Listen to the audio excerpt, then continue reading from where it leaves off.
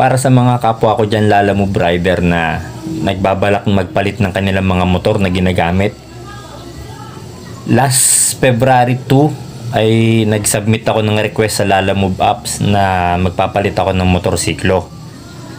So after ko mag-submit ng mga requirements, which is yung ang ORCR sa yung picture ng motor, ay ang sabi 5 days daw masususpend yung aking apps para sa pag-check ng mga documents na aking sinubmit. So yun nga, after 5 days hindi pa rin nawawala sa pagka-suspend yung aking account. Tapos inabot ng 2-3 linggo na nakaganon pa rin. So naisipan ko na ulitin yung pag-submit ng request. Kaya nung February 20, yan kung makikita ninyo, pinost ko rin to. Nung February 20, nag-submit ulit ako ng panibagong request ng change motorcycle sa Lalamove apps, no?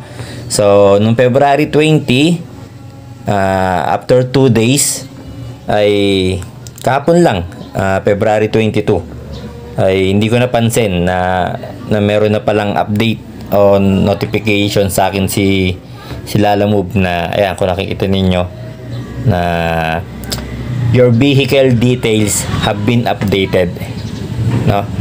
So ayan daw, na-update na yung request ko na ng pagpapalit ng motorsiklo. So tinignan ko kanina yung aking Lalamove apps kung totoo nga. So ayan na siya, guys. So ayun, na-open ko na yung Lalamove apps ko. So hindi na suspended yung aking account. So sa mga katulad ko dyan na nagbabalak magpalit ng motorsiklo nila, ng registered motorcycle nila, after 5 days kung hindi pa rin nawawala sa pagkasuspend yung account ninyo, at kung nakita ninyo dun sa details ninyo na bago na yung plate number na nakalagay doon, gawin ninyo, guys, ulitin ninyo yung process ng pag-submit ng request na magpapalit kayo ng motor. Tapos nun, ilang araw lang, tingnan sa akin, Feb 22 na-approve na agad, bumalik na ulit sa normal yung aking apps, na wala na sa pagkakasuspend, no?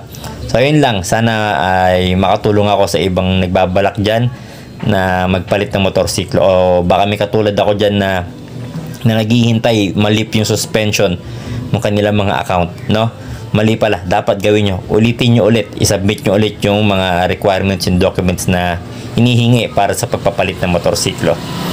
So yun lang, ingat sa daan, kita-kita tayo ulit sa kalsada. Malapit na ako ulit magbiyahe ng Lalamove.